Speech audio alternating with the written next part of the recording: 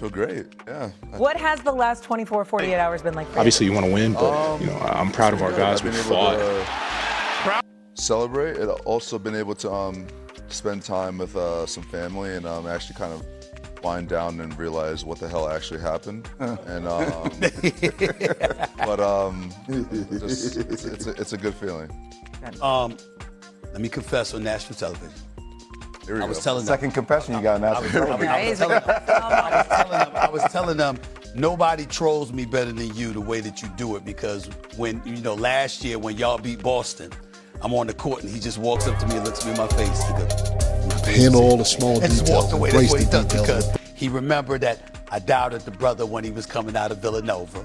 He was in Dallas. I said, all right, the brother can play, but we getting him here, the 4-year deal in 2022. I'm like, what, this is not Kevin Durant. What the hell we gonna do? He in his own way, he reminds me of this Every time. Every time. It's That's automatic. It's because me and Pops go back over 30 years. National television. Owe this man an apology. You know what I'm saying? I am grateful for what you have done for this city, what y'all have done for this city, and you won't be hearing any more doubts from me, my brother. Once you think offense right now, we're all playing for each other, passing up good shots to get that great shot. But thank you. That's How the show goes. That's right. Coming into this series, how big did you feel you needed to be because Wemby was on the other side? Honestly, I think my mindset was more like, how can I be the best version of myself when things aren't going well? Because you prepare for the worst. You prepare when things aren't going to go well. And so I think as a team, when things aren't going to go well, how are we going to still be successful? How are we still going to find a way to win games when things aren't going the way we want it to? I think that kind of sums us up a lot, because obviously we had a lot of leads that we're down by double digits most of the series, and found a way to come back. But I wasn't thinking about what I needed to do from an individual standpoint when it comes to stats or whatever. I was just like, let me just find a way to help my team win, whether it's leading, whether it's obviously on the court, putting the ball in the basket or creating opportunities for others. But just finding a way was just kind of my mentality, whatever was necessary at the time. JB, knowing your teammates from Villanova, that bond. What it's like being a Knick in New York City. Where did that reveal itself on the biggest stage again, from a comfort level perspective? You know what I mean? Yeah. Someone asked me this, but I feel like one of the biggest plays of the series, Game 4, Josh gets the steal, misses the layup. We come down, we foul Wemby, and Josh is kind of on the ground. And he's just kind of covering his face, and then we all kind of come together. It was like I said some things. I was basically get up, we're good, just get up. And I feel like that kind of shows who we are. No matter what happens, positive or negative, we turn the page and figure out what are we going to do better the next play. And I feel like obviously that play was just really embodied who we were as a team. Jalen, what happened in the Hawks series? Because it felt like you guys were down 2 games and something with this team clicked. I don't know what it was, but can you tell everyone here? Because that felt like it propelled you guys to this championship.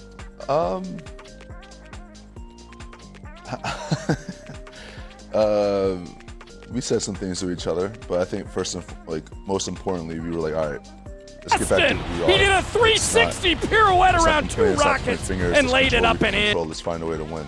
And they outplayed us. Obviously, even game 1 when we won, the way we finished the game wasn't how we wanted to. And then obviously game 2 and game 3, they beat us.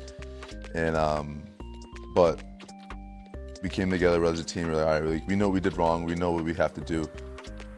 That's behind us now. Let's just move forward. Let's get better one possession at a time. Let's focus on the moment. Let's not look ahead at all. And that's kind of what happened. All right.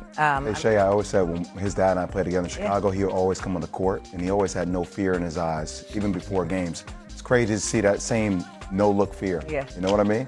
And a champion here. I'm told you have to go, so thank you so much for stopping by, Jalen. We really appreciate you. Congratulations. Thank you. Congratulations. Save your voice, man. I will. Fast taking it all. Thank you, thank you, thank you. I will still let you know every time I see you. That's right. Every time. We'll see you at the parade. Automatic. Thank y'all. else in this country. How do we sum up his first NBA Finals? It was a pretty big disappointment and a pretty big learning experience because I do think that the Spurs have a team that can win a championship this year. They just did not have the togetherness and the mental fortitude that the Knicks had.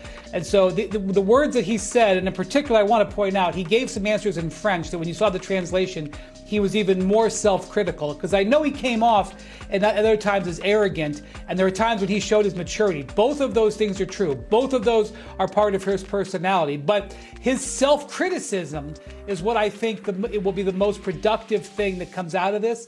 And I think that you will see him take this and learn from it. A year from now, we could be playing that sound as he's holding the gold.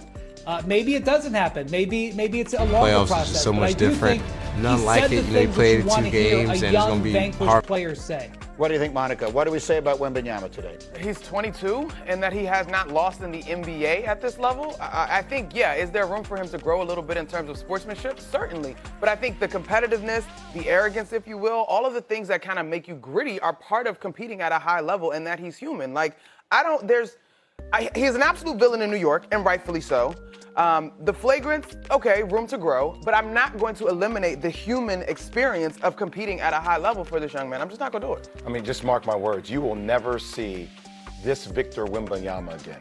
You're going to see a different Victor Wembanyama year after year after year. In what way? Well, first off, I don't need my big man to be a nice guy. I need my big man to do nasty things. I need him to be aggressive. I need him to come into this. Like we were talking about before, LeBron James goes down to Miami. LeBron becomes the villain. LeBron accepts that as part of his maturity, his process of growing. And leans into that. Hopefully he forms his own character. Like they're different people and how they go about it. But I like seeing Victor go through pain. Like, it's good to go through pain, and then how do you channel that pain towards where you want to go? All right, to be fair, LeBron, that was out of character. That's not who he is. He had to go part back of who LeBron is. Well, he had to go back to who he was, though, all right? And that's when he started winning, is when he became a little more comfortable with not trying to force the issue about being a villain. Oh, they all hate me, then I'm going to be that guy. That's not who you are. Wembanyama might be that guy. I mean, there's a thin line between confidence and arrogance, and he kind of really straddles that line. But I also think there is a winning experience here for him, and it goes beyond his own personal experience.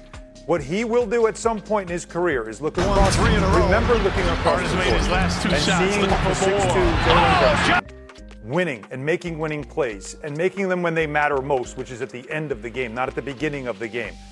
And he will also see the humility that Brunson played with. And I do believe at some point in his career, when he does raise a trophy, that will come to mind. This is going to be part of his lesson. The fact that he saw that. Earlier I mentioned it. We just talked about that Oilers team, 88. Wayne Gretzky lost his first Stanley Cup final in a sweep. They were embarrassed by a dynastic Islanders team. And he always remembered walking by their locker room and seeing them look exhausted. And his thinking was, they're exhausted, I'm fine. There's one thing people will always rally around. And that team taught him how to win. One day, Wembanyama will realize that maybe Jalen Brunson showed him what a winner looks like. Everybody's going to talk about Wemby, granted. But I have to bring this up today because I've been waiting all weekend to do it. I don't understand why De'Aaron Fox, who was 3 of 15, was in the game down the stretch. I get that Castle had a bad game. I trust Castle more than Fox in that moment. I also don't understand why when Mitchell Robinson is in the game after Karl Anthony Towns fouls out, why they don't go to a hack of Mitchell Robinson situation. Mike Brown called timeout. Yeah, but still, no, there were a couple possessions where they tried to guard Jalen Brunson straight